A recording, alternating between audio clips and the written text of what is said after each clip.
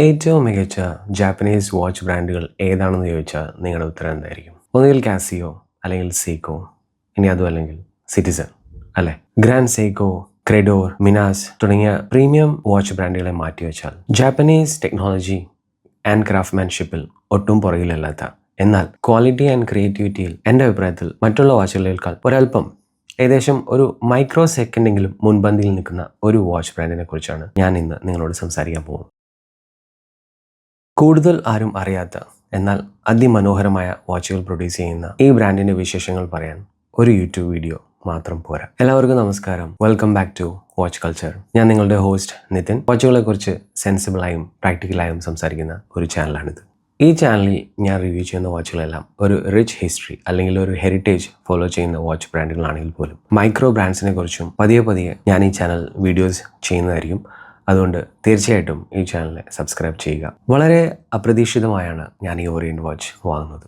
പെട്ടെന്നുള്ള ഒരു താല്പര്യത്തിൻ്റെ പുറത്ത് ഒരു വാച്ച് വാങ്ങരുത് എന്ന് എനിക്ക് നിർബന്ധമുണ്ടായിരുന്നു. പക്ഷേ as A watch lover I just couldn't stop buying this watch. അതിനൊരു സ്പെഷ്യൽ താങ്ക്സ് ആൻഡ് മെൻഷൻ ചെയ്യാനുള്ളത് നമ്മുടെ സബ്സ്ക്രൈബറും സപ്പോർട്ടറുമായിട്ടുള്ള ആൽബിനാണ്. കഴിഞ്ഞ ഒരു വീഡിയോയിൽ ആൽബിനാണ് ഓറിയന്റ് മാക്കോ 40യെ കുറിച്ച് എന്നോട് ചോദിച്ചത്. ബൈ ദ വേ, ഓറിയന്റ് മാക്കോയെ നിങ്ങൾക്ക് മാക്കോ എന്നും മേക്കോ എന്നും പ്രൊനൗൺസ് ചെയ്യാം. കറക്റ്റ് പ്രൊനൗൺസിയേഷൻ ഞാൻ നിങ്ങളുടെ താല്പര്യത്തിന് വേണ്ടിയാണ് ഞാൻ പ്രൊനൗൺസ് ചെയ്യുന്നത് മാക്കോ എന്നാണ്. സോ എൻ്റെ അറിവിൽ മാക്കോ 40ക്ക് 26th and 27th മിനിറ്റിൽ ഒരു മിസ് പ്രിന്റ് ഇഷ്യൂ ഉണ്ടായിരുന്നതുകൊണ്ട് ഞാൻ ആ വാച്ചിനെ കുറിച്ച് അധികം ശ്രദ്ധിച്ചിട്ടുണ്ടായിരുന്നില്ല, താല്പര്യവും കാണിച്ചിട്ടുണ്ടായിരുന്നില്ല. പക്ഷേ ആൽബിന്റെ ആ ചോദ്യത്തിന് ശേഷം എൻ്റെ ക്യൂരിയോസിറ്റി ഒന്ന് വർദ്ധിച്ചു. ഇഷ്യൂ ഉണ്ടായിട്ടുണ്ടെങ്കിൽ ഓറിയന്റ് ന്യൂ ബാച്ചുകളിൽ അതൊക്കെ കറക്റ്റ് ചെയ്യേണ്ടതാണല്ലോ. സോ ആൽബിൻ പറഞ്ഞ ഓറിയന്റ് മാക്കോ 40 RA-AC0Q01B ഓർഡർ ചെയ്യാൻ ഞാൻ തീരുമാനിച്ചു. ആൻഡ് എൻ്റെ ക്യൂരിയോസിറ്റിക്കുള്ള ആൻസർ ആയിട്ട് ഓറിയന്റ് അവരുടെ എല്ലാ മാക്കോ 40 ലേറ്റസ്റ്റ് എഡിഷനിലും 26th and 27th മിനിറ്റിലുണ്ടായിരുന്ന ആ ഒരു അലൈൻമെന്റ് ഇഷ്യൂ അല്ലെങ്കിൽ ആ ലേ ഔട്ട് ഇഷ്യൂ കറക്റ്റ് ചെയ്തു എന്ന് മാത്രമല്ല, 2025 ഓറിയന്റിന്റെ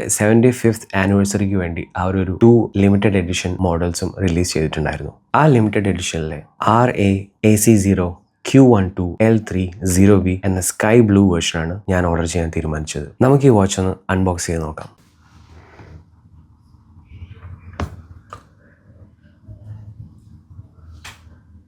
ആദ്യമായി ഈ ബോക്സ് എനിക്ക് വളരെ ഇഷ്ടപ്പെട്ടു. പേപ്പർ ബേസ്ഡ് ആണെങ്കിലും നല്ല കട്ടിയുണ്ട്, കൂടാതെ ഒരു ലാമിനേറ്റഡ് ഫിനിഷിങ്ങും വരുന്നുണ്ട്. ഇവിടെ പ്രിൻ്റ് ചെയ്തിരിക്കുന്നതാണ് ഓറിയന്റിൻ്റെ ലോഗോ. 2 ലയൺസ് യൂസ് ചെയ്തുകൊണ്ടുള്ള ഈ ഒരു കോട്ട് ഓഫ് ആമാണ് എംബ്ലം. പക്ഷേ ആനിവേഴ്സറി എഡിഷനിൽ 1950s നിന്നുള്ള ഈ ഒരു കഴ്സീവ് ക്ലാസിക് ലോഗോ ആണ് യൂസ് ചെയ്തിരിക്കുന്നത്. ബോക്സ് തുറക്കുമ്പോൾ തന്നെ നമ്മളെ കാത്തിരിക്കുന്നത് ബ്യൂട്ടിഫുൾ ആൻഡ് എലഗൻ്റ് ആയിട്ടുള്ള ഈ ഒരു സ്കൈ ബ്ലൂ ഡയൽ വിത്ത് എംബോസ്ഡ് ടെക്സ്ചേഴ്സ് ആണ്. ഒരു ഓറിയൻ്റൽ ഫോൾഡിംഗ് ഫാൻ ബെല്ലോസ് എന്ന് വിശേഷിപ്പിച്ചിട്ടുണ്ട്. എന്ത് തന്നെയായാലും ഈ design with bare metal engraved bezel ഒരു ഡൈ വാച്ചിലുപരി ഡ്രസ് വാച്ചായും ഈ വാച്ചിനെ യൂസ് ചെയ്യാനായിട്ട് നമ്മളെ പ്രേരിപ്പിക്കും.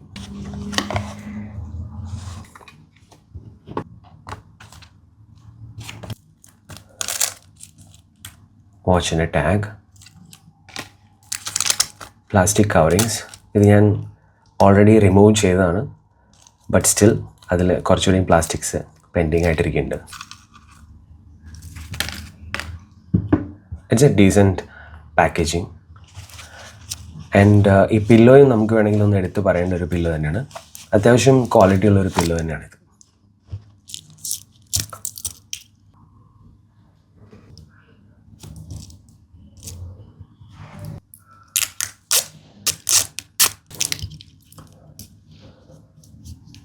ഇതൊരു 6000 പീസസ് ലിമിറ്റഡ് എഡിഷൻ ആണ്. ഈ സ്പെസിഫിക് വാച്ച് 2853 പ്രൊഡ്യൂസ്ഡ് വാച്ചാണ്. അതുകൊണ്ട് തന്നെ ഇതൊരു യുണീക്ക് പീസാണ്. 6000 എന്നത് ഒരു അൾട്ടിമേറ്റ് ലിമിറ്റഡ് എഡിഷൻ അല്ല, പക്ഷേ 1000-ൽ താഴെ ലിമിറ്റഡ് പ്രൊഡക്ഷൻ വാച്ചുകളെ നമുക്കൊരു ട്രൂ ലിമിറ്റഡ് വേർഷൻ ആയിട്ട് കണക്കാക്കാം. But who CARES. 39.9 mm ആണ് ഇതിൻ്റെ ഡയമീറ്റർ. ലഗ് ടു ലഗ് എന്ന് പറയുന്നത് 46 mm ആണ്. 12.8 mm തിക്നെസ് ആണ് വരുന്നത്. ഇതിൻ്റെ ലഗ് വിഡ്ത്ത് 20 mm ആണ്. 200 meters വാട്ടർ റെസിസ്റ്റൻസ് ഉണ്ട്. ആൻഡ് സ്ക്രൂ ഡൗൺ ക്രൗൺ ആണ്. യൂണിഡയറക്ഷണൽ റൊട്ടേറ്റിംഗ് ബെസലാണ്. ഞാൻ നേരത്തെ പറഞ്ഞ പോലെ ഇതൊരു നേക്കഡ് എൻഗ്രേവ്ഡ് ബെസലാണ്. ആൻഡ് ആ ബെസലിൻ്റെ മൂവ്മെൻറ്റ് ഒരു നല്ലൊരു മെക്കാനിക്കൽ ഫീലാണ് നമ്മൾ റൊട്ടേറ്റ് ചെയ്യുമ്പോൾ കിട്ടുന്നത്.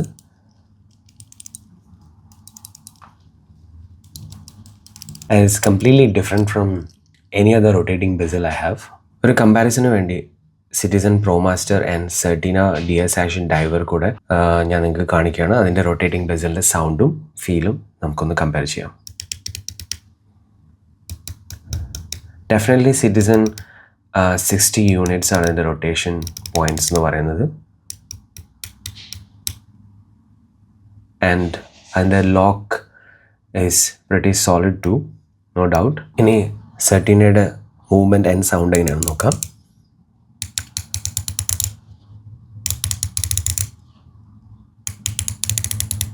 സെർട്ടീനയുടെ ബെസലും pretty solid locked ആണ്.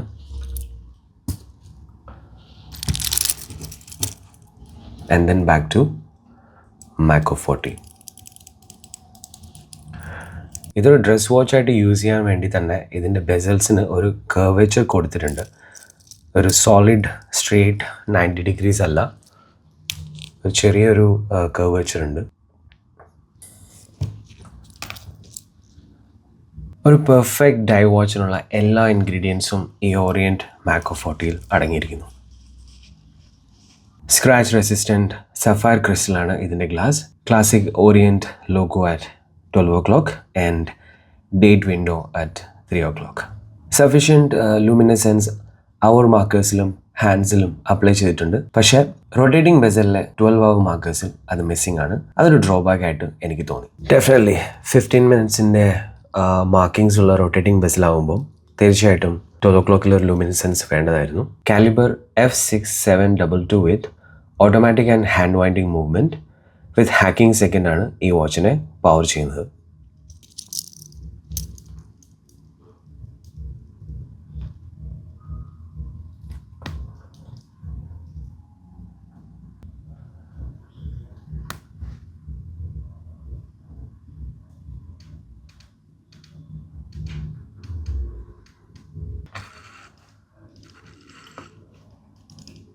നാൽപ്പത് മണിക്കൂർ വരെയാണ് ഇതിലെ പവർ റിസർവ്. +25 to -15 seconds വരെയാണ് ഒരു ദിവസത്തെ ആക്യുറസി റേഞ്ച്. അതായത് 24 മണിക്കൂറിൽ ഏകദേശം 25 seconds വരെ കൂടാനോ അല്ലെങ്കിൽ കുറയാനോ ഉള്ള ചാൻസസ് ആണ് ഈ മൂവ്മെൻറ്റിലുള്ളത്. ഒരു ഗ്രാൻഡ് സിക്കോയുമായി കമ്പയർ ചെയ്താൽ -3 to +5 seconds വരെയാണ് ആക്യുറസി. പക്ഷേ രണ്ട് വാച്ചുകളും തമ്മിലുള്ള പ്രൈസ് ഡിഫറൻസ് എന്ന് പറയുന്നത് 10 മുതൽ 15 മടങ്ങ് വരെയാണ്. Solid 3 link stainless steel bracelet ആണ് വരുന്നത്.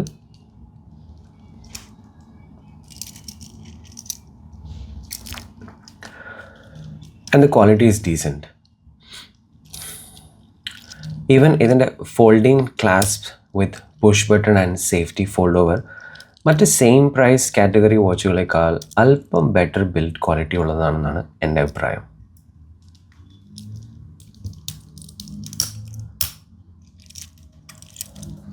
.9 mm dial size and 12.8 mm തിക്നെസ്സോട് കൂടിയ ഈ മാക്കോ 40 എൻ്റെ 6.5 inch റിസ്റ്റിൽ പെർഫെക്റ്റായി ഫിറ്റ് ആവുന്നുണ്ട്.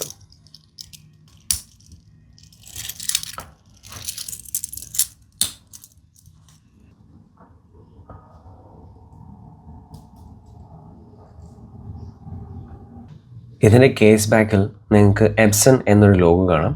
അതേക്കുറിച്ചാണ് ഇനി ഞാൻ വിവരിക്കാൻ പോകുന്നത്. 1901 ടോക്കിയോയിൽ യോഷിദ വാച്ച് ഷോപ്പ് എന്ന പേരിൽ ഷൊഗോറോ യോഷിദ എന്ന വ്യക്തിയാണ് ഒരു ഹോൾസെയിൽ വാച്ച് ഷോപ്പ് ആരംഭിക്കുന്നത്. എന്നാൽ ഇമ്പോർട്ട് ചെയ്ത വാച്ചുകൾ വിൽക്കുന്ന രീതിയിൽ നിന്നും സ്വന്തമായി വാച്ചുകൾ നിർമ്മിക്കുന്ന ടോയോ ടോക്കൈ മാനുഫാക്ചറിംഗ് എന്ന പേരിലേക്ക് ആ കമ്പനി മാറി. എന്നാൽ രണ്ടാം ലോക മഹായുദ്ധ സമയത്ത് 1949 ഈ കമ്പനി അടച്ചുപൂട്ടേണ്ടി വന്നു. പക്ഷേ കൂടുതൽ വൈകാതെ അവരത് തുടർന്ന് പ്രവർത്തിക്കുകയും 1951 ഓറിയന്റ് വാച്ച് കോർപ്പറേഷൻ ലിമിറ്റഡ് എന്ന പേരിലേക്ക് മാറുകയും ചെയ്തു. ആ പേരുമാറ്റത്തിന് ശേഷം പുറത്തു വന്ന ഓറിയന്റ് സ്റ്റാർ എന്ന വാച്ച് മോഡൽസ് ആണ് ഇന്നും ഓറിയന്റിന്റെ ഫ്ലാഗ്ഷിപ്പ് ബ്രാൻഡ്. 1970-ലും 80-ലും ഉണ്ടായ ക്വാഡ്സ് ക്രൈസിസിൽ വമ്പന്മാരായിട്ടുള്ള സീക്കോയും സിറ്റിസണും ഒക്കെ ഒരു ഓട്ടോമാറ്റിക് മെക്കാനിക്കൽ വാച്ചുകളിൽ നിന്നും മാറി ചിന്തിച്ചപ്പോഴും ഓറിയന്റ് അപ്പോഴും high quality affordable mechanical automatic വാച്ചുകളിൽ തന്നെ ഫോക്കസ് ചെയ്തു. ആ ഡെഡിക്കേഷൻ വാച്ച് പ്രേമികൾക്കിടയിൽ മെക്കാനിക്കൽ ഓട്ടോമാറ്റിക് വാച്ച് കളക്ഷനിലെ എൻട്രി പോയിന്റ് വാച്ച് ബ്രാൻഡായി ഓറിയന്റിനെ മനസ്സിൽ പ്രതിഷ്ഠിക്കാനുള്ള ഒരു കാരണമായി. ഓറിയന്റ് ഒരു സെയ്കോ സബ് ബ്രാൻഡ് അല്ല, മറിച്ച് സെയ്കോ എപ്സൺ ഗ്രൂപ്പിൻ്റെ അണ്ടറിൽ വരുന്നതാണ്. സെയ്കോ എപ്സൺ എന്ന കമ്പനി സെയ്കോ ഗ്രൂപ്പിൻ്റെ അണ്ടറിലും, അതെ, സെയ്കോ ഗ്രൂപ്പിൻ്റെ അണ്ടറിലാണ് സെയ്കോ വാച്ചസും ഗ്രാൻഡ് സെയ്കോയും ക്രൈഡോറും ഒക്കെ വരുന്നത്. കുറച്ച് കൺഫ്യൂസിങ് ആണെന്നറിയാം. അതുകൊണ്ട് ഓറിയന്റ് ആൻഡ് ഓറിയന്റ് സ്റ്റാർ ഈ ഗ്രൂപ്പ്സിന്റെ അണ്ടറിൽ ഒരു ഇൻഡിപെൻഡന്റ് ബ്രാൻഡായിട്ട് പ്രവർത്തിക്കുകയും മൂവ്മെന്റ്സ് ഇൻഹൗസ് ആയി തന്നെ ഡെവലപ്പ് ചെയ്യുകയാണെന്ന് മാത്രം മനസ്സിലാക്കിയാൽ മതി. ഒരേ ഗ്രൂപ്പിന്റെ അണ്ടറിൽ ഡിഫറെന്റ് ഇൻഡിപെൻഡന്റ് ബ്രാൻഡ്സായി പ്രവർത്തിക്കുന്ന ഈ വാച്ച് കമ്പനീസ് സ്വാച്ച് ഗ്രൂപ്പിന്റെ കോമ്പറ്റീറ്റേഴ്സ് ആയതുകൊണ്ടാണ് ഇങ്ങനെയൊരു ഹൈറാർക്കി. 1220 ദിറംസ് ആണ് ഈ വാച്ച് വാങ്ങുമ്പോൾ ഇതിന്റെ വില. അതായത് ഏകദേശം നാട്ടിലെ 30,000 രൂപ. ഈ വാച്ച് ഞാൻ വാങ്ങിയത് ദുബായിലെ ഒരു ട്രസ്റ്റഡ് വാച്ച് ഡീലർ ആയിട്ടുള്ള മോണ വാച്ചസിൽ നിന്നാണ്. ഇതൊരു പെയ്ഡ് പ്രൊമോഷൻ വീഡിയോ അല്ല, പക്ഷേ ഈ വാച്ച് പർച്ചേസിൽ ഞാൻ 100% സാറ്റിസ്ഫൈഡ് ആണ്. മോണ വാച്ചിൻ്റെ ലിങ്ക് ഞാനിവിടെ താഴെ ഡിസ്ക്രിപ്ഷനിൽ കൊടുത്തിട്ടുണ്ട്. ഇന്ത്യയിൽ ഒരു ഓതറൈസ്ഡ് ഓറിയന്റ് ഡീലർഷിപ്പ് ഇല്ല എന്നാണ് ഞാൻ മനസ്സിലാക്കുന്നത്. സോ അതുകൊണ്ട് തന്നെ നിങ്ങൾക്കൊരു ഓറിയന്റ് വാച്ച് സ്വന്തമാക്കണമെങ്കിൽ ഒരു NRI സുഹൃത്തിൻ്റെയോ അല്ലെങ്കിൽ ഒരു റിലേറ്റീവിൻ്റെയോ സഹായം ആവശ്യമായിട്ട് വന്നേക്കാം. ഈ വീഡിയോ ചെയ്യുമ്പോൾ ഞാൻ കൈ കെട്ടിയിരിക്കുന്നത് എൻ്റെ കാസിയോ A59W ആണ്. ഈ ഒരു ക്ലാസിക് ലെജൻഡറി മോഡലിൻ്റെ റിവ്യൂ ഉടൻ തന്നെ നിങ്ങൾക്ക് ഈ ചാനൽ പ്രതീക്ഷിക്കാം. അതുപോലെ ഒരുപാട് വാച്ചസിൻ്റെ റിവ്യൂസ് ഇനിയും ഈ ചാനലിലേക്ക് വരാൻ പോവുകയാണ്. സോ സബ്സ്ക്രൈബ് ചെയ്തിട്ടില്ലാത്തവർ ദയവ് ചെയ്ത് സബ്സ്ക്രൈബ് ചെയ്യുക ആൻഡ് ഇൻസ്റ്റഗ്രാമിൽ ഫോളോ ചെയ്യുക. നിങ്ങളുടെ ഏത് ഡൗട്ടുകളും സജഷൻസും ഒപ്പീനിയൻസും നിങ്ങൾക്ക് കമൻറ്റ് ബോക്സിൽ ഇടാവുന്നതാണ്. And like always stay safe, keep ticking.